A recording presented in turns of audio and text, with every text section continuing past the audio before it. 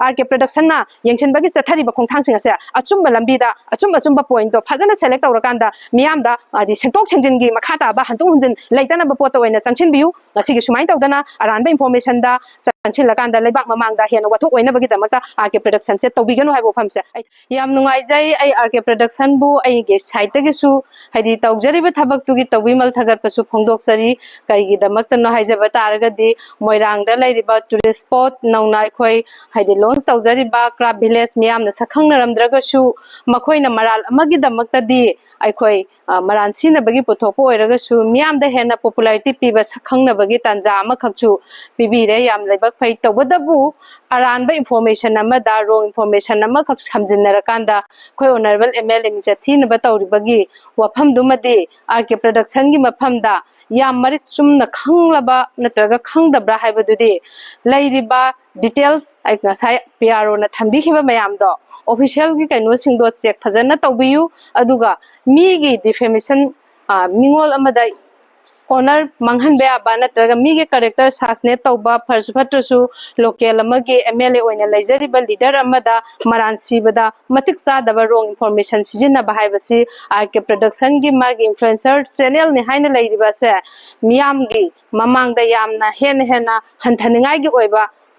kanu amani tanja amani na haijage tawgum sung sigi su mathakta thamjaning liba wafamdi yamna bias laiba mawongda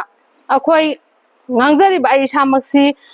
next ngasi mathang chida kana gumba public site gi natraga comment yamna pigan ba youtuber kanu singi khuthang da lakpa mi singna machum chaba degi phajada ba language singdaga thambirak pasu yai madu kasu thoidokte tawbadabu ekhoi na ngasi gi sabha sida clarification pizari bagi maramde landaba mide ekhoi lande haigani achumba na chume habado ngasagi sengdok warol se taraba matungda miyam da haidi samam nana leirambado kokna bagi damakta ekhoi se thamjabani aduna aigi site gi yam makha sangna de haijeraroi karigumbada RK production na ngasai PRO na thangkiba wafam sing aduda yamna khangna sengdokpirakani haibagi thajabasu leijai aduga matung tarakpa matamdasu honorable MLA moirangna tawjariba development mayam sigi matangdasu hena phajaba mayam ama leibiriba singsu makup tana thijelakanda adugumba sing adusu miyamda khanganabagi tanja amasu misak mikhai naidana lohanningbasu thammi not only ekhoi moirangge dana tana manipur da leiriba tongan ba jaga singi damakta di ekhoi gi RK production china yamna thijinbagi ekhoi adugumba information su phangjai adu tawbadabu aina haijanningbadi handakki sina warning oiraga